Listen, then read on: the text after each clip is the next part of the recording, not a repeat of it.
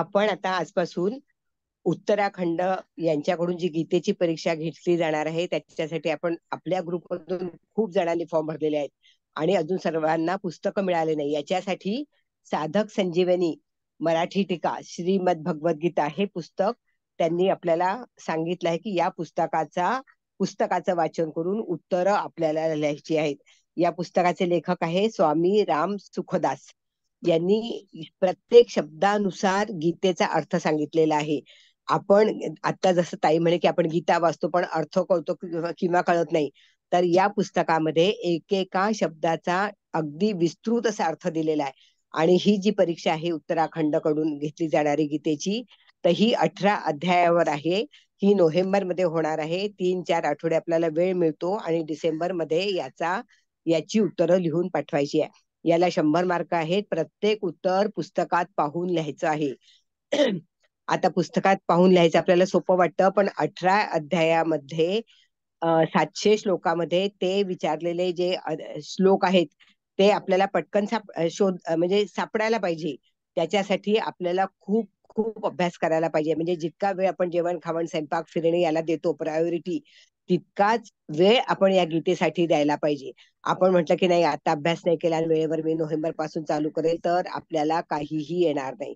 श्लोक कुठल्या अध्यायात आहे, श्लोकाच्या अर्थानुसार तो श्लोक कुठल्या अध्यायात आहे हे आपल्याला कळून घ्यायला पाहिजे. जर आपल्याला कळलं नाही की हा श्लोक कशात आहे, तर आपल्याला शोधण्यात खूप वेळ जाईल. म्हणजे उत्तरं पाहून लिहायची आहे, पण आपल्याला श्लोक कुठे आहे, काय आहे, त्याच्यातला एक तरी शब्द कळायला पाहिजे की अध्याय 15 मध्ये आहे, 16, 17. त्याच्यासाठी आपण आजपासून अभ्यास सुरू करणार आहे. ज्यांनी ही परीक्षा सांगितली आहे त्या ताई आपल्याला सोमवारी डिटेल सांगणार आहे की परीक्षा कशी द्यायची, अभ्यास कसा द्यायचा. पण तोपर्यंत आपला वेळ वाया जाऊ नये म्हणून मी आजपासून पहिला अध्याय आणि पहिल्या 5-6 श्लोकाला वेळेनुसार जे पुस्तकात आहे तेच मी वाचन करणार आहे. कारण की मी इथे मनाने काहीच सांगणार नाही, कारण की या पुस्तकातून आपल्याला उत्तरं लिहायची आहे. म्हणून मी पूर्ण या पुस्तकाचाच आधार घेऊन आता सांगते आहे. ओम श्री परमात्मने नमः. अथ प्रथमोऽध्यायः. आता हे जे युद्ध झालेलं आहे तर याची पूर्व पीठिका काय होती? पांडवांना 12 वर्षाचा वनवास आणि 1 वर्षाचा अज्ञातवास संपवून जेव्हा प्रतिज्ञेप्रमाणे आपले अर्ध राज्य त्यांनी मागितलं दुर्योधनाला, तर तेव्हा दुर्योधन काय म्हणे की अर्धे राज्य तर सोडून द्या, मी तीक्ष्ण सुईच्या अग्रावर मावेल इतकी जमीन सुद्धा तुम्हाला युद्धा वाचून देणार नाही. मी तुम्हाला तसे कबूल केले होते आणि त्याप्रमाणेच मी वागणार आहे. पांडवांनी माता कुंतीच्या आज्ञेप्रमाणे युद्ध करण्याचे ठरवले. कारण की माता कुंती होती, हिचं म्हणणं होतं की धर्माप्रमाणे वागलं पाहिजे. पांडव आणि कौरवांचे युद्ध होणे निश्चित झाले आणि त्याप्रमाणे दोन्हीकडे युद्धाची तयारी सुरू झाली. महर्षी वेद व्यासांचे धृतराष्ट्रावर फार प्रेम होते. त्या प्रेमामुळे त्यांनी धृतराष्ट्राजवळ येऊन म्हटले की युद्ध होणे आणि त्यात क्षत्रियांचा भीषण संहार होणे अवश्य भावी आहे. म्हणजे हे होणारच आहे, याला कोणीही टाळू शकत नाही. जर तुम्हाला युद्ध पाहण्याची इच्छा असेल तर मी तुम्हाला दिव्य दृष्टी देतो, ज्यामुळे तुम्ही येथेच बसल्या ठिकाणी युद्ध चांगल्या रीतीने पाहू शकता. यावर धृतराष्ट्र म्हणाले की मी जन्मभर आंधळा राहिलो, आता आपल्या कुलाचा संहार पाहू इच्छित नाही. म्हणजे त्यांना कळलं होतं की या युद्धात आपली मुलं जिंकणार नाही, पण मला हे सगळं समाचार मात्र ऐकायचं आहे. तेव्हा व्यासजी म्हणाले मी संजयाला दिव्य दृष्टी देतो, यामुळे संजय संपूर्ण युद्धाला, संपूर्ण घटनांना, सैनिकांच्या मनात आलेल्या विचारांना सुद्धा जाणेल, ऐकेल, पाहिल आणि सर्व समाचार तुम्हाला सांगेल. असे म्हणून व्यासांनी संजयाला दिव्य दृष्टी प्रदान केली आणि मग कुरुक्षेत्रावर युद्ध सुरू झालेले आहे. आणि धृतराष्ट्र ते सगळं ऐकत होते आणि त्यांच्या मनामध्ये वेगवेगळे विचार होते, पण ते म्हणजे त्यांनी मन पक्क केलं होतं की काय जे होईल ते युद्ध होईल, पण युद्धाचं आपल्याला सर्व समाचार संजयाकडून कळायला पाहिजे. धृतराष्ट्र उवाच धर्मक्षेत्रे कुरुक्षेत्रे समवेतायुयुत्सवः मामकः पांडवाश्चैव किमकुर्वत संजय. धर्मक्षेत्रे आणि कुरुक्षेत्रे. आता धर्म तरी आपल्याला शब्द माहितीये, पण कुरुक्षेत्राचा आपल्याला माहिती नाही. कुरुक्षेत्रात देवतांनी यज्ञ केला होता. कुरु राजांनी येथे तपश्चर्या केली होती. यज्ञादी धर्ममय कर्मे झाल्याने आणि कुरु राजाची तपोभूमी असल्याने या ठिकाणाला धर्मभूमी कुरुक्षेत्र असे म्हटले आहे. संसारात प्रामुख्याने भूमी, धन आणि स्त्री या 3 वस्तूंसाठीच लढाया होतात. या 3 पैकी राजे लोक मुख्यतः भूमीसाठी आपापसात लढतात. येथे कुरुक्षेत्रे म्हणजे कुरुक्षेत्रे पद देण्याचे तात्पर्य म्हणजे जमिनीला धरूनच आहे. कुरुवंश म्हटला की धृतराष्ट्र आणि पांडूचे पुत्र त्यात येतातच. दोन्हीही कुरुवंशी असल्याने कुरु राज्याच्या भूमीवर अर्थात कुरुक्षेत्रावर दोघांचाही समान हक्क होतो. म्हणून दोघेही जमिनीकरता युद्धासाठी आले आहेत. जरी आपली भूमी असल्यामुळे दोघांसाठी कुरुक्षेत्र हे पद योजने युक्तिसंगत आणि न्यायसंगत असले तरीही आमची सनातन वैदिक संस्कृती अशी विलक्षण आहे की कोणतेही कार्य करावयाचे असेल तर ते धर्माला अनुसरूनच केले जाते. युद्धात मारणाऱ्यांचा उद्धार व्हावा, कल्याण व्हावे म्हणून युद्धासारखे भयंकर कार्य सुद्धा धर्मभूमीमध्ये, तीर्थभूमीमध्ये केले जातात. म्हणून या ठिकाणी कुरुक्षेत्राबरोबर धर्मक्षेत्रे हे पद आलेले आहे. येथे सुरुवातीला धर्मपदाने एक गोष्ट समजते. जर सुरुवातीच्या धर्मपदातील धर ही अक्षरे घेतली आणि 18व्या अध्यायाच्या शेवटच्या श्लोकामधील मम या पदातील म हे अक्षर घेतले तर धर्म शब्द तयार होतो. म्हणून संपूर्ण गीता धर्माच्या अंतर्गत येते. अर्थात धर्माचे पालन झाल्यास गीतेच्या सिद्धांताचे पालन होते आणि गीतेच्या सिद्धांतानुसार कर्तव्य कर्म करण्याने धर्माचे अनुष्ठान होते. धर्मक्षेत्रे कुरुक्षेत्रे या पदातून सर्वांनी हाच बोध घेतला पाहिजे की कोणतेही कर्म धर्माला अनुसरूनच करावे. प्रत्येक कार्य सर्वांच्या हिताच्या दृष्टीनेच केले पाहिजे. केवळ आपल्या सुख आरामाच्या दृष्टीने नव्हे आणि कर्तव्य अकर्तव्य याविषयी शास्त्राचा विचार समोर ठेवला पाहिजे. समवेता युयुत्सवाहा. दोन्ही सैन्यांना युद्धाची इच्छा होती, परंतु दुर्योधनाच्या मनात युद्धाची इच्छा विशेष बलवत्तर होती. त्याचा मुख्य उद्देश राज्यप्राप्तीचाच होता.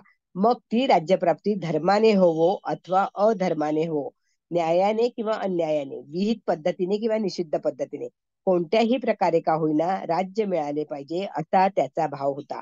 म्हणूनच दुर्योधनाचा पक्षच विशेष रूपाने युयुत्सु अर्थात युद्धाची इच्छा असलेला आहे. आता युयुत्सु म्हणजे युद्धाची इच्छा हा शब्दप्रयोग आपण लक्षात ठेवायला पाहिजे, कारण की आपल्याला या परीक्षेमध्ये कठीण शब्दांचे अर्थ सुद्धा विचारणार आहे. तर आपण एक वेगळी वही करून तिथे सगळे शब्दांचे अर्थ लिहून ठेवले तर नंतर आपल्याला सोपं होईल. पांडवांची धर्मावर निष्ठा होती. कोणत्याही प्रकाराने जीवन निर्वाह करू पण धर्माविरुद्ध आचरण करणार नाही आणि धर्मात बाधा होऊ देणार नाही याच भावनेने युधिष्ठिर महाराज युद्ध करू इच्छित नव्हते. परंतु ज्या माता कुंतीच्या आज्ञेने त्यांनी आपल्या 4ही बंधूंसह द्रौपदीशी विवाह केला होता त्या मातेच्या आज्ञेनेच धर्मराज युद्धाला प्रवृत्त झाले आहेत. अर्थात केवळ आईची आज्ञा पालन करणे हाच धर्म समजून धर्मराज युद्धाला तयार झाले आहेत. तात्पर्य दुर्योधनादी तर राज्याच्या इच्छेने युद्धाला तयार झाले होते, परंतु पांडव धर्म पालन करण्यासाठी युद्धाला तयार झाले होते. मामका पांडवाश्चैव. पांडव धृतराष्ट्राला वडिलांप्रमाणे मानत होते आणि त्यांच्या आज्ञेचे पालन करीत होते. धृतराष्ट्राने अनुचित आज्ञा दिली तर पांडव उचित अनुचिताचा विचार न करता त्यांची आज्ञा पाळत होते. म्हणून येथे मामका पदाच्या अंतर्गत कौरव आणि पांडव हे दोन्हीही येतात. तरीही पांडव हा वेगळं असं शब्द केलेला आहे, कारण की धृतराष्ट्राला आपल्या पुत्रात मामका हा शब्दाने त्यांनी दाखवलाय आणि पांडू पुत्रात समभाव नव्हता. म्हणजे ते वेगवेगळेच मुलं समजत होते, ते पक्षपात करीत असत. त्यांना आपल्या पुत्रांविषयी मोह होता. ते दुर्योधनादिकांना तर आपले मानत असत पण पांडवांना आपले समजत नसत. म्हणून त्यांनी आपल्या पुत्रांसाठी मामकाहा आणि पांडू पुत्रांसाठी पांडवाहा असे शब्दांचा प्रयोग केलेला आहे. कारण जे भाव अंतःकरणात असतात ते सहसा वाणीतून बाहेर प्रकट होतात. या अपपर भाव वृत्तीमुळेच धृतराष्ट्राला आपल्या कुलाच्या संहाराचे दुःख भोगावे लागले. यापासून प्रत्येक मनुष्याने असे समजून घ्यावे की आपल्या घरात, गल्लीत, गावात, प्रांतात, देशात, संप्रदायात अपपर भाव म्हणजे द्वैत भाव म्हणजे तू वेगळा मी वेगळा असे समजून वागू नये. कारण द्वैत भावनेनेच आपसात प्रेम स्नेह राहत नाही तर कलह निर्माण होतात. आता इथे कोण कोण होतं या युद्धामध्ये हे त्यांनी सांगितलेलं आहे. आपला पुत्र दुर्योधनाने पांडवांचे सैन्य पाहून द्रोणाचार्यांच्या मनात पांडवांविषयी द्वेष निर्माण होण्यासाठी द्रोणाचार्याजवळ जाऊन त्यांना पांडवांच्या प्रमुख प्रमुख सेनापतींची नावं सांगितली. दुर्योधन द्रोणाचार्यांकडे गेले आणि पांडवांविषयी त्यांच्या मनात द्वेष निर्माण होईल म्हणून त्यांच्या सेनापतींची नावं सांगितली. त्यानंतर दुर्योधनाने आपल्याकडील प्रमुख सेनापतींची नावे सांगून त्यांच्या युद्ध कलेमधील नैपुण्याची प्रशंसा केली. म्हणजे आपल्याकडे कोण कोण आहे हे त्यांनी विशेष त्यांचे गुण सांगितले आणि त्यांना खुश केलं. दुर्योधनाला खुश करण्यासाठी भीष्माचार्यांनी दीर्घ स्वरात आपला शंख वाजवला. आता युद्ध तर होणार आहे, भीष्माचार्यांना तर ते पसंत नाहीये कारण की त्यांना कृष्णावर जास्त प्रेम होतं. पण आता युद्ध करायचं, आता त्याला खुश करायचं म्हणून त्यांनी मोठ्या आवाजात शंख वाजवला. ते ऐकून बाकी सगळ्यांनी शंख वाजवलेत. हे पूर्ण श्लोकामध्ये अगदी म्हणजे अगदी व्यवस्थित दिलेलं आहे. ते आपण आपल्या वहीमध्ये टिप्पण करून ठेवून द्यायला पाहिजे. आता काय आहे, हकीकत सांग.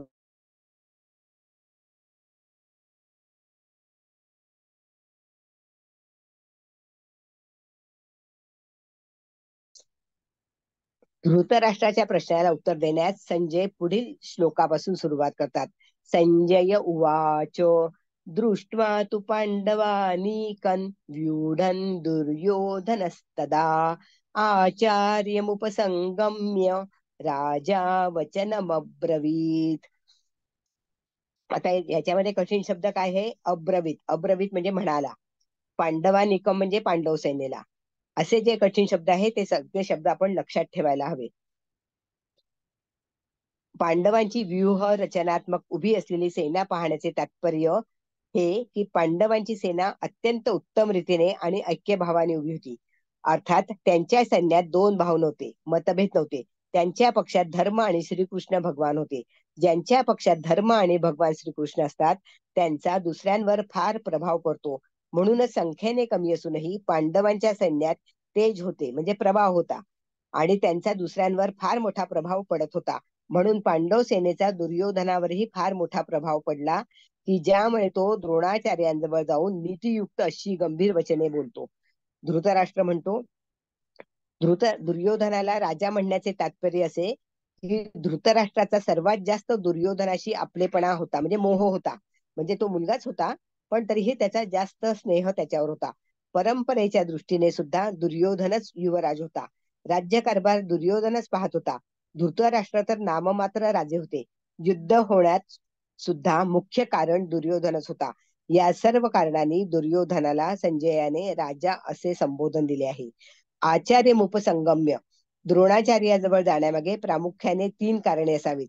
आपला स्वार्थ साधण्यासाठी अर्थात द्रोणाचार्याच्या मनात पांडवांविषयी द्वेष भावना निर्माण करून त्यांनी आपल्या पक्षात विशेषतेने कार्य करावे यासाठी दुर्योधन द्रोणाचार्यांजवळ गेला.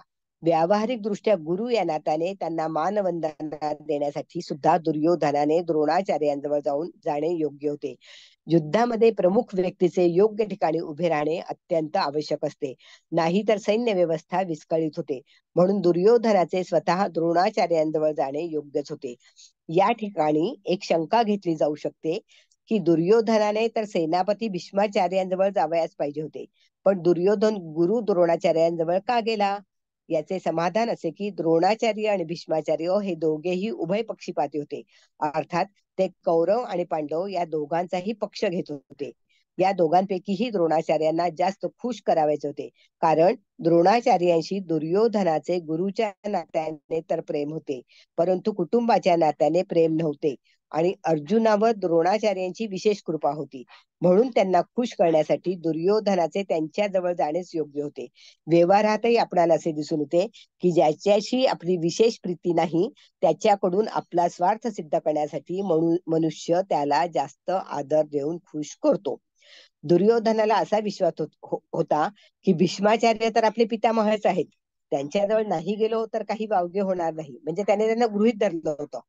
त्यांच्याकडे न जाण्याने जरी ते नाराज झाले तरी मी कोणत्याही प्रकाराने त्यांना राजी करून घेऊन, कारण पितामह भीष्माचार्यांशी दुर्योधनाचा कौटुंबिक संबंध आणि प्रियता होतीच.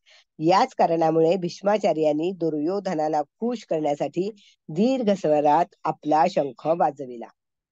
द्रोणाचार्यांजवळ जाऊन दुर्योधन काय वचने बोलला ते आपण 3ऱ्या श्लोकात पाहूया. पश्येतां पाण्डुपुत्राणाम् आचार्य महतीं च मों व्यूढा नृपदपुत्रेण तव शिष्येण धीमता. आता आचार्य हा शब्द वापरलाय. पांडुपुत्राणाम आचार्य. आचार्य म्हणजे द्रोणाचार्यांना आचार्य असे संबोधण्यामध्ये दुर्योधनाचा असा भाव होता की सर्वांचे म्हणजे कौरवांचे आणि पांडवांचे आचार्य म्हणजे गुरु आहेत.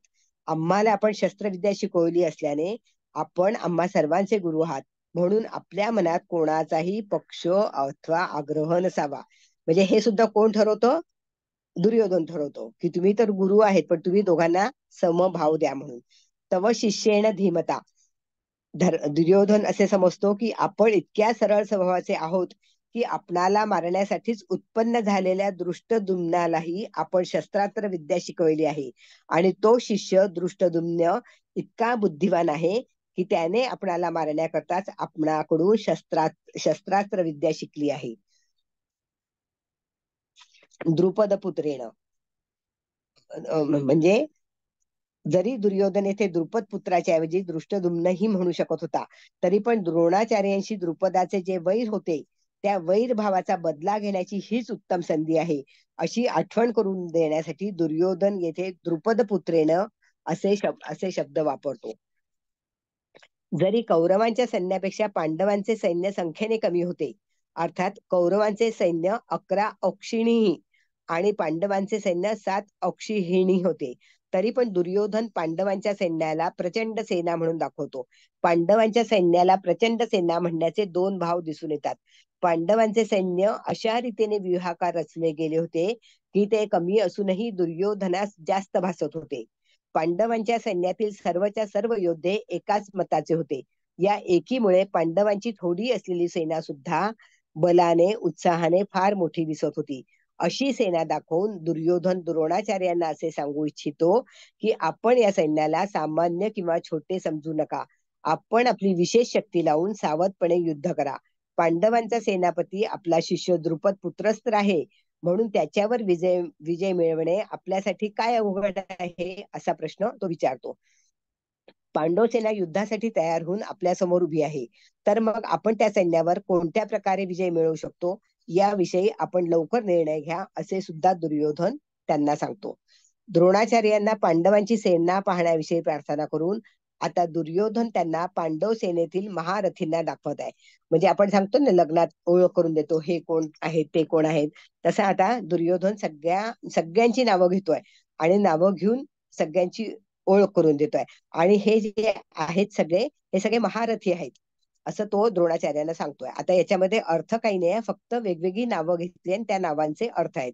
अत्र शूरा महेश्वासा भीमार्जुन समायुधी युयुधानो विराटश्च द्रुपदश्च महारथाः दृष्टकेतुश्चेकितानः काशिराजश्च वीर्यवान् पुरुजित् कुन्तिभोजश्च शैबेश्च नरपुङ्गवः युधामन्युश्च विक्रान्त उत्तमौजाश्च वीर्यवान् सौभद्रो द्रौपदेयाश्च सर्व एव महारथाः. आता याच्यात त्यांनी सगळ्यांची फक्त नावं घेतलेली आहे की कोण कोण आलेलं आहे. अत्र शूरा महेश्वासा भीमार्जुन समायुधी, म्हणजे की ज्यांच्या साह्याने बाण चालवले जातात त्यांचे नाव ईश्वास अर्थात धनुष्य आहे. असे विशाल आकाराचे धनुष्य ज्यांचे जवळ आहेत ते सर्व महेश्वास धनुर्धारी आहेत. विशाल धनुष्यावर बाण योजून प्रत्यंच्या ओढण्यासाठी खूप ताकद लागते. शक्तीनिशी सोडलेला बाण विशेष मारा करतो. असे विशाल धनुष्य जवळ बाळगत असल्याने ते सर्व खूप बलवान आणि शूरवीर आहेत. हे सामान्य योद्धे नव्हेत. युद्ध कलेमध्ये ते भीम आणि अर्जुनाप्रमाणे निपुण आहेत. अर्थात भीमाप्रमाणे बलवान आणि अर्जुनाप्रमाणे शस्त्रकलेमध्ये निपुण आहेत. युयुधानाने अर्जुनापासून शस्त्रास्त्र विद्या शिकली होती.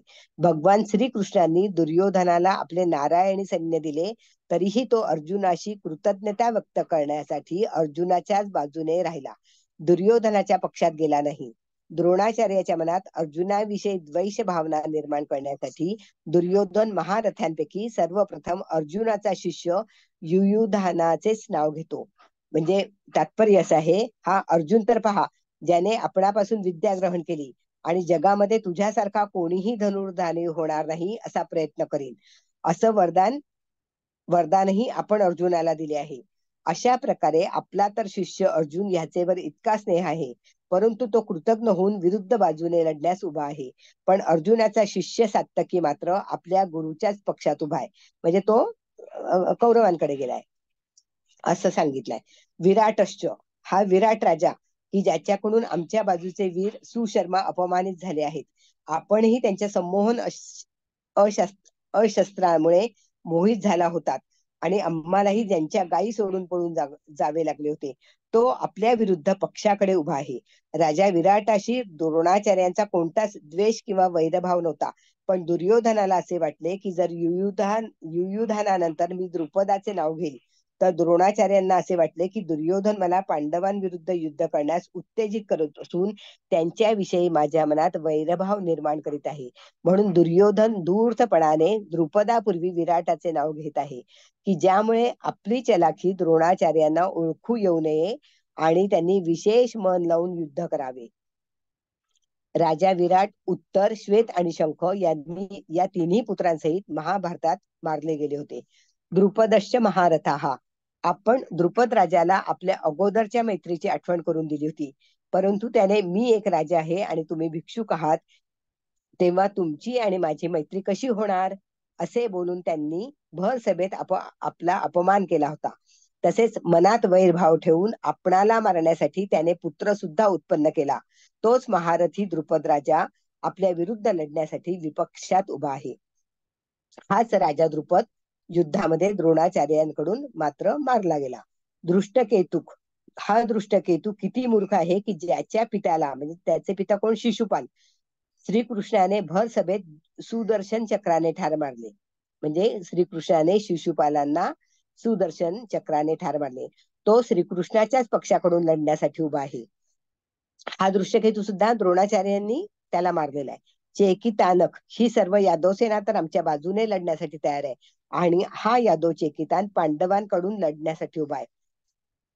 काशीराजस्य वीर्यवान, हा काशीराज अत्यंत शूर आणि महारथी आहे. हाही पांडवांच्या बाजूकडून लढण्यासाठी उभा आहे. हा पराक्रमी असल्या कारणाने आपण अत्यंत सावधगिरीने युद्ध करावे. काशीराज महाभारत युद्धात मारला गेलाय. पुरुजित कुंती भोजश्च, पुरुजित आणि कुंती भोज हे दोघेही कुंतीचे भाऊ असल्याने आमचे आणि पांडवांचे मामा आहेत. असे असूनही ते पक्षपाती असल्याने आमच्या विरुद्ध बाजूने लढण्यासाठी उभे आहेत. हे दोघं सुद्धा द्रोणाचार्यांकडून मारले गेले. शैबेश्च नरपुंगवहा, हा शैब्य युधिष्ठिराचा सासरा आहे. हा मनुष्यांमध्ये श्रेष्ठ आणि अत्यंत बलवान आहे. परिवाराच्या दृष्टीने हा आमचाही नातलग आहे, परंतु हा पांडवांच्याच बाजूने युद्धासाठी उभा आहे, असं दुर्योधन सांगतोय. युधामन्युश्च विक्रांत उत्तमौ जाश्च वीर्यवान, पांचाल देशाचे अत्यंत बलवान आणि शूरवीर योद्धे युधामन्यू आणि उत्तमौजा माझ्या वैऱ्याच्या अर्जुनाच्या रथाच्या चाकांचे रक्षण करण्यासाठी नेमले आहेत. म्हणजे ते वैरी आहेत, पण ते अर्जुनाच्या रथांचे चाकांचे रक्षण करणार आहे. आपण त्यांच्याकडे लक्ष ठेवावे. म्हणजे की रात्री झोपलं असताना अश्वत्थामा येतो आणि मग मात्र तो त्यांना ठार मारतो. सौभद्र, हा श्रीकृष्णाची बहीण सुभद्रा हिचा पुत्र आहे. याचे नाव अभिमन्यू आहे. हा अत्यंत शूर असा वीर आहे. हा गर्भावस्थेतच चक्रव्यूह भेदनाची विद्या शिकला आहे. म्हणून आपल्या सैन्याची चक्रव्यूहाकार रचना करताना आपण अभिमन्यूकडे लक्ष ठेवावे. असं कोण म्हणताय? युद्धात दुःशासन पुत्राकडून अन्यायपूर्वक डोक्यावर गदेचा प्रहार झाल्यामुळे अभिमन्यू मारला गेला आहे. हे असं सगळं दुर्योधन सगळ्या आठवण ठेवून सगळ्या गोष्टी प्रत्येकाच्या विशेष आहेत त्या सांगतोय. द्रौपदे याश्च, युधिष्ठिर, भीम, अर्जुन, नकुल आणि सहदेव या 5 जणांचे द्रौपदीच्या उदरी जन्मलेले जे मुलं आहेत त्या मुलांना म्हणतोय की तुम्ही यांच्याकडे पहा. द्रौपदीने माझी भर सभेत थट्टा करून माझे हृदय दुखवले आहे, म्हणून आपण या 5ही जणांना ठार मारून बदला घ्यावा. जेव्हा रात्री हे मुलं झोपलेली होती यांची, युधिष्ठिर वगैरेंची, त्यांची नावं आहेत प्रतिविंध्य, सूत, सोम, श्रुतकर्मा, शतानिक आणि श्रुतसेन. हे जेव्हा झोपले होते तेव्हा अश्वत्थामाने यांना ठार मारलं. सर्व एव महारथः, हे सर्व महारथी आहेत. तसेच ते शस्त्रविद्येत आणि शास्त्रामध्येही प्रवीण आहेत. युद्धामध्ये जो वीर एकटाच 10,000 हजार धनुर्धारी सैन्याचे संचालन करू शकतो, अशा वीर पुरुषास महारथी म्हणतात. असे कितीतरी महारथी पांडवांच्या बाजूने लढाईसाठी उभे आहेत. आता या सगळ्यांचा संबंध असा लावलाय की द्रोणाचार्यांच्या मनात पांडवांविषयी द्वेष निर्माण करण्यासाठी युद्धात त्यांना उत्तेजन मिळावे या दृष्टीने दुर्योधनाने पांडव सेनेची विशेषता वर्णन केली. दुर्योधनाने असा विचार केला की द्रोणाचार्य तर पांडवांचे पक्षपाती आहेतच, कदाचित ते पांडव सेनेची विशेषता ऐकून असे म्हणू शकतील की जर पांडवांच्या सैन्यात एवढी विशेषता आहे तर त्यांच्याशी तडजोड का करत नाही. असा विचार येताच दुर्योधन आता पुढील 3 श्लोकात आपल्या सैन्याची विशेषता वर्णन करतो. म्हणजे आता फक्त ओळखीचा कार्यक्रम झाला की हे आले ते आले. आता जर युद्ध करायचं तर आपली विशेषता काय आहे हे तो अगदी रसभरीत माल मसाला सांगून त्यांचं वर्णन करणार आहे. तर 7व्या श्लोकापासून आपण उद्या त्याच्यात पाहूया की उद्या ते काय सांगतात याच्यात. सुचेता, खूप सुंदर अगदी. हा, घाई झाली का? 6 श्लोक घाई पूर्ण वाचणं नसते झाले कदाचित. तुम्ही छान सांगितलं उलट. आणि नाही विशेष श्लोक, म्हणजे हेच रेकॉर्डिंग आहे त्यामुळे हो परत परत आपल्याला वाचायला आणि ऐकायला मिळू शकतं. हो परत परत आपण हे करू शकतो. हो. नाही, श्लोक याच्यासाठी वाचायचा की ते जे अक्षर म्हणजे ते जे शब्द आहे ना त्या शब्दानुसार काय काय अर्थ येतो हे जर लक्षात ठेवलं तर मग आपल्याला पटकन पटकन कळेल की काय आहे बा म्हणून. नाही, बरोबर. श्लोक जर नाही हा, वाचला तर कळणार नाही. श्लोक वाचून कळणार. अर्थ वाचला हे खूप छान. हा, म्हणजे ती काय कथा कथा सांगितल्यासारखं होईल ना. आणि बरोबर श्लोक आपल्याला याच्यासाठी की परीक्षेमध्ये श्लोक पूर्ण करा, श्लोक कुठल्या अध्यायात आहे हे सांगा, हा हा एक प्रश्न आहेच ना आपल्याला. आहे खरंच आहे. त्याच्यामुळे ते बिलकुल कळता येणार नाही. बरोबर आहे. छान, अगदी सुंदर. हा, खूप म्हणजे असं कंटाळवाणा झालं कोणाला की काही बोलायचं असेल तर मी हो, हे करते, अनम्यूट करते, म्हणजे लगेच थोडस सांगा, डिस्कशन. हा, प्रतिक्रिया द्या, म्हणजे उद्या आपल्याला त्याच्यात चेंज करता येईल. बरोबर. हा, खूप छान सांगितलं ताई, मस्त एकदम माहिती अशी वैजंती ताई, प्रथमच मला एक ऐकली. सांगा, परीक्षा हा, ही आपल्याला पुस्तकात बघूनच लिहायची ना? हो म्हणजे हो हो पेपर हो सॉल्व करताना. हो हो, अगदी. पण ती फार कठीण असते कारण की पानं पलटवण्यामध्ये वेळ जातो. म्हणून आपल्याला सगळ्या इथे मार्क करून ठेवायचंय की आता अध्याय 15 मध्ये काय आहे, 13 मध्ये काय आहे. आपल्याला म्हणजे 100% अभ्यास तयार पाहिजे. फक्त परीक्षेच्या वेळेला लिहायचं आहे. आपण तेव्हा पानं पलटवू शकत नाही ना की आता हे शोधायचं आहे. आपला खूप वेळ जाईल एका वेळेस त्याच्यात. एकच बोलाय. हा, एका नाही, वेळेस आणि एक. मला एक सांगा की आपल्याला म्हणजे प्रवेशिका एक पहिली येते. आता प्रथमामध्ये बहुतेक आम्हाला म्हणजे घेतलेले प्रथमाचा हो फॉर्म भरलात असं, हो म्हणजे ग्रुपला ऍड केलं गेले तर हो प्रथमाचं सांगितलंय. तर त्याच्यात हो. 1 ते 6 अध्याय आहेत असं पण सांगितलं.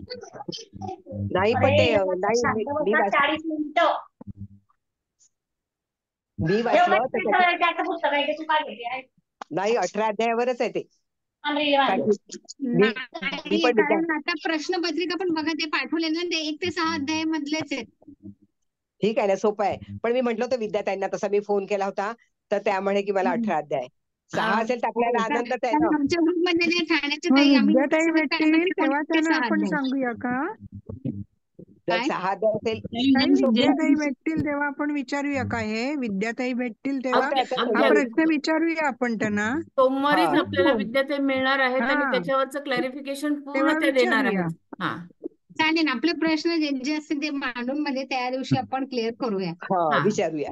हा, शंका पण असतील. आता आपल्याला पेपर आपण आज आपण ती चर्चा करण्यापेक्षा श्लोकात काय विशेष झालं ते शब्द त्याची चर्चा करू ना, म्हणजे आपलं थोडं लक्षात पण राहील. शब्दांचे अर्थ का? हा, हा म्हणजे तुम्ही काय सांगितलं त्याच्यात थोडक्यात आपल्याला काय समजलं. हा चालेल ना, एक एक जण नाही बोलू ताई, शकतो ना. पहिल्या म्हणजे श्लोकात एवढं काय, होणार नाही पण मला वाटतं. नाही ठीक आहे, दोन नाही दोन म्हणजे होईपर्यंत सांगायचं ना, थोडस प्रत्येकाने थोडं थोडं सांगा. प्रश्नपत्रिका देत जा तुम्ही आम्हाला सोडवण्यासाठी. त्या नाही नाही विद्याताई नाही ते ताई, नंतर बघा, ताई, आधी अभ्यास एक मी पाहिजे. सांगू का वैजंती ताई? हा आता तुम्हाला प्रश्नपत्रिकेचे स्वरूप माहिती असेल, अध्याय माहिती असेल, आता हे तुम्ही रोज वाचन करता हे पण ठीक आहे. आणि शेवटचे 5-10 मिनिट असं घ्यायचं की पहिला प्रश्न कुठला असेल. फॉर एक्झाम्पल आपलं कसं असतं फिल इन द ब्लँक्स, असं हा एखादा कुठला तरी असेल की त्याच्यामधलं एक दिवस ते घ्यायचं, एक दिवस हा समजा एखादा श्लोक त्याच्या पुढचं काय आहे ते असं पण घेऊ शकतो. म्हणजे आपण प्रश्नपत्रिकेचं स्वरूप समोर ठेवून त्यानुसार आपण घेऊया असं पण मला वाटतंय. बाकी त्याच्यासाठी तुम्ही बघा. आपला 3 अध्यायाचा अभ्यास झाला ना की मग आपण करू शकू. आधी अभ्यास हा, व्हायला येस पाहिजे. येस हा, येस. पहिला अभ्यास पाहिजे. आधी हा अभ्यास करायला लागल मग पुढचं हवं. हा तसंच मग. समजायला हवं, वाचायला हवं आणि त्यातलं समजलं की मग आपण प्रश्नाची उत्तरं देऊ शकू ना. बरोबर. आणि श्लोक आणि सुद्धा पाठ करायचे आहे, कारण की श्लोकाचे मधले मधले शब्द विचारले. प्रत्येक श्लोक हा सुरुवातीच्या अक्षराने नाही विचारलाय, मधून सुद्धा काही काही सेकंड चरण, विचारलाय. थर्ड चरण पण विचारले, बघितलं. हा, तर ते शोधणं फार कठीण आहे. त्याच्यामुळे रोज आपली गीता वाचन जे आहेत, 1 अध्याय 2 अध्याय ते फक्त वाचन सुरू केलं ना, ऐकणं वाचन तरी पण काही हरकत नाही, पण ते खूप जरुरी आहे. असं वाटतं इतकं लक्षात राहणं काही सोपं नाही आहे. म्हणजे मला तरी वाटतं की एवढं काही नाही सोपं सोपं नाहीये. सोपं काहीच नाहीये. नाहीये. आता आजचं सांगितलं ना की युसो, आपल्याला शब्द माहित होता पण त्याचा अर्थ हा माहित नव्हता. हा युद्धाची इच्छा करणारा हा कुरुक्षेत्र कशासाठी म्हणलं असं आता. हा, आणि हे माहिती नव्हतं ना आपल्याला की बरोबर. जाऊन द्रोणाचार्याला सांगते, पण कशासाठी सांगतोय तो? हा विषयी त्याला द्वेष निर्माण व्हावा. द्रुपद कुमार का म्हणतो आधी तो? हो कृष्ण तर म्हणू शकला असता, पण द्रुपद कुमार आहे म्हणतो, कारण तो द्रुपद राजाचा वैर असते ना तो त्याचा. हो, राग येत होता मग ऐकून तो आणखी द्वेष निर्माण होईल त्याच्या मनामध्ये. म्हणून हे नाही म्हणजे अशी चर्चा काही केली रोज 6 श्लोक आहेत ना हो, हो काही? रोज हो 6 श्लोक ना? हो हा रोज श्लोक आहे खरं हा तर. ठीक आहे. आता आपल्याला 6च होतील, कारण सोमवारी 12 होणार नाहीयेत. नाही 12 नाही होणार नाहीत आपल्या ह्याच्यात. रोज जर अध्याय कमी असतील ना परीक्षेला परीक्षेला बास आहे. कारण तो परी- समजायला पाहिजे ना, एवढं वाचनही व्हायला पाहिजे रोज. सावकाश वाचायला पाहिजे आणि ज्याच्याकडे पुस्तक आहे त्यांना सगळ्यांना चान्स द्या मॅडम वाचायला. हो हो, नाही आणि सगळ्यांना आज चान्स मिळेल. वैजयंती ताईनं छान वाचलं ताई, तू छान व्यवस्थित समजलं. ओके, धन्यवाद. मी सुद्धा छान सांगू छानच का, वाचलं आणि पहिल्यांदा अर्थही दुसऱ्यांदाच समजलं. वाचते मी. त्रिवेणी गीतामध्ये पण आता खूप छान आहे तुमचा आवाज आहे. कशामध्ये?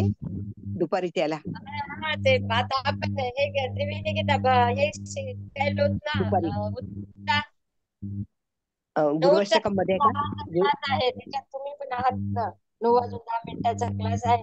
हा हा हा, हो आहे आहे. मी 2:30 पण वाजता. आहे. हो आहे. विद्याताई पुढे आपल्याला भेटेल ना? सुचेता ताई, विद्याताई कधी येणार आहेत? सोमवारी. सोमवारी आपण अरेंज करणार आहोत त्यांना. आपल्या ग्रुपमध्येच इथेच बोलवणार आहोत. सध्या 2 दिवस त्या बिझी असल्यामुळे नाही येऊ शकत आहे, पण सोमवारी नक्की म्हणून सांगितलंय ताईंनी.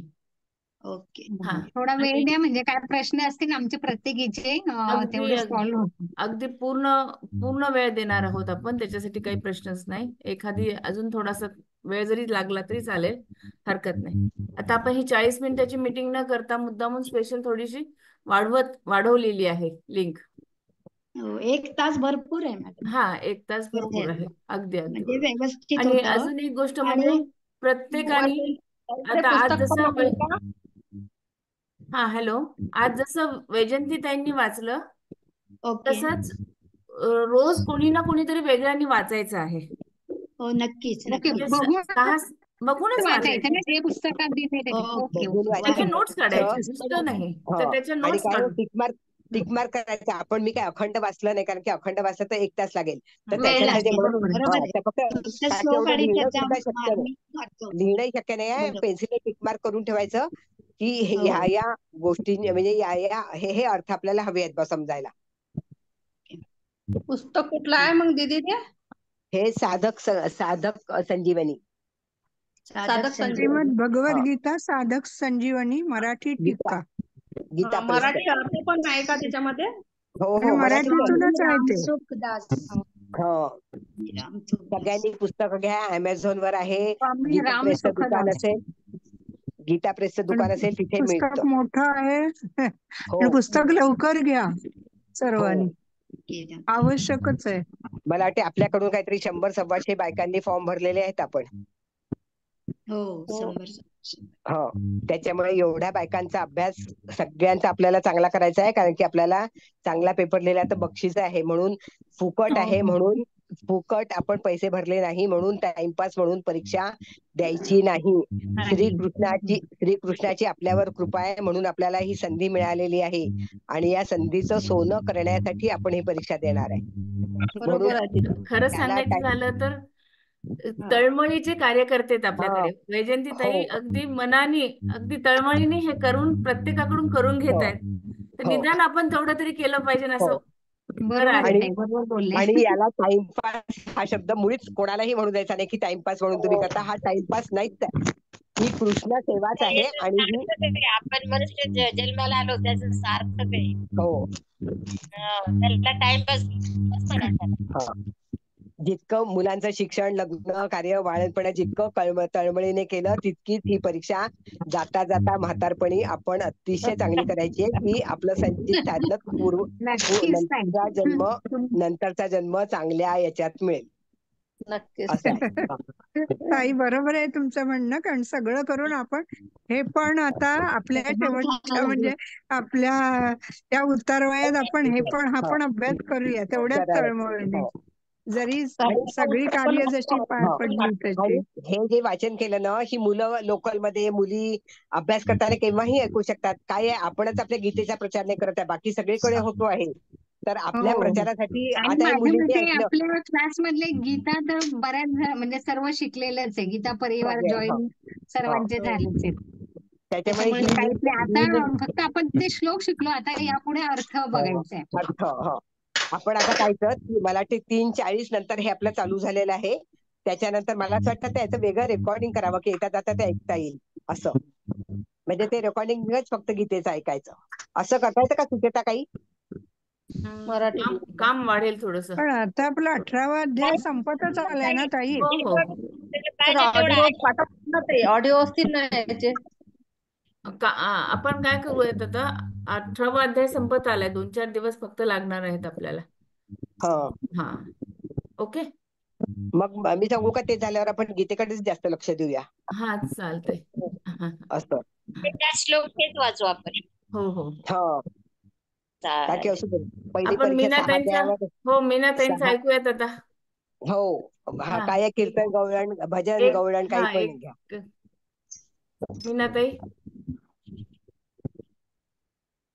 मीनाताई सेनाट आहेत का? हो आहे ना. हा चालेल. माझे पुण्य फळा आले, माझे पुण्य फळाले, आज मी दत्त गुरु पाहिले, आज मी दत्त गुरु पाहिले. शंख चक्र करी विराजित ते, पद्म कमंडलू हाती शोभते, भस्मांकित तनु गोचरवाणी, यतिवेश सजले, आज मी दत्त गुरु पाहिले, आज मी दत्त गुरु पाहिले.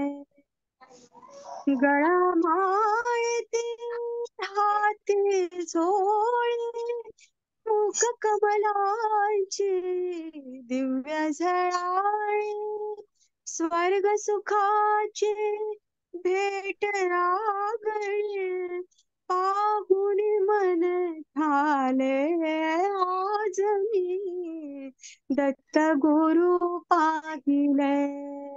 माझे पुण्य फळा आले, माझे पुण्य फळा आले, आज मी दत्त गुरु पाहिले. दीनांचा गुरु दास दयाळू, भक्तांसाठी होत कृपाळू, जटाधारी पर ब्रह्म सापळे, धन्य जीवन झाले, आज मी दत्त गुरु पाहिले, आज मी दत्त गुरु पाहिले, माझे पुण्य फळ आले, माझे पुण्य फळ आले, आज मी दत्त गुरु पाहिले, आज मी दत्त गुरु पाहिले. खूप सुंदर, झालं ताई. खूप सुंदर, खूप सुंदर, अगदी छान केलं. चालेल, आपण इथेच थांबूयात आता. आणि काही तुमच्या ज्या काही हे असतील, अडचणी असतील म्हणा, किंवा काही वेगळं काही तुम्हाला सांगायचं असेल तर ते तुम्ही ग्रुपवर सांगू शकता किंवा मला पर्सनलवर पण सांगू शकता. आणि उद्याचं जे शेड्यूल आहे ते आधीच मला सांगून ठेवत चला, म्हणजे मग मला शेड्यूल करायला सोपं पडतं. ज्याला जे काही म्हणायचं आहे, ज्ञानेश्वरी ज्यांना वाचायची त्यांनी सांगून ठेवा. गीत म्हणायचं असेल, श्लोक म्हणायचा असेल, स्तोत्र म्हणायचं असेल, त्यांनी आधीच सांगून ठेवा, म्हणजे थोडंसं नियोजन करायला मला सोपं पडतं. चालेल. सुचेता 6 दिवसाचं पूर्ण टाइम टेबल कर, म्हणजे तुला पण रोज रोज करायला नको टाइम टेबल, आणि ज्यांना नंतरचे श्लोक वाचायचे आहे ना तर त्यांना पण ते वाचून तयारी करता येईल. हा, अगदी ज्ञानेश्वरी मध्ये आता आपण आज जसं तुम्ही वाचलत ना ताई, हो, तर हा, त्या तसंच. पद्धतीने प्रत्येकाने वाचावं अशी अपेक्षा आहे. 25च श्लोक हो, घ्या, पण प्रत्येकाने हो, ते समजून सांगायचा प्रयत्न करा, जेणेकरून की आपल्याला परत त्याच्यावर चर्चा करायची गरजच पडणार नाही हो, अशा पद्धतीने. आणि ते छान पण वाटेल, सगळ्यांना समजेल पण छानपैकी. हो. आणि वेळ नाहीच राहणार आहे, कारण की आपण आधीपासून डिटेल अभ्यास केला ना तर मग तो इतका चांगला लक्षात राहील की मग नंतर अगदी शेवटी आपण नंतरचे 15 दिवस फक्त चर्चा करूया की पहिल्या अध्यायात काय आहे वगैरे असं. पण अगदी गणपती, नवरात्र याच्यामध्ये वेळ नसल्यामुळे आपण आतापासूनच डिटेल अभ्यास करूया. जर अध्याय 6 असेल तर खूपच चांगला अभ्यास होईल, बरोबर, 18 असेल तर थोडं कठीण होईल असं. बरोबर, अगदी अगदी. म्हणजे इव्हन आपण एखाद दिवशी सगळे श्लोक सुद्धा 10व्यातला 5वा म्हण, हा म्हण, असं सुद्धा आपण एकदा रिव्हिजन घेऊ शकतो. हम्म. म्हणजे कोणाची किती तयारी आहे, की अध्याय 2 मधला 5वा श्लोक कुठला आहे, तर एक सुरुवात केली तर तिने तो पटकन म्हणून दाखवायचा, हे सुद्धा आपण करूया. चालेल, चालेल, नक्कीच हा, ताई. चालेल. ओके, चालेल. ओके, जय श्रीकृष्ण. जय श्री कृष्ण सर्वांना. चालेल, जय श्री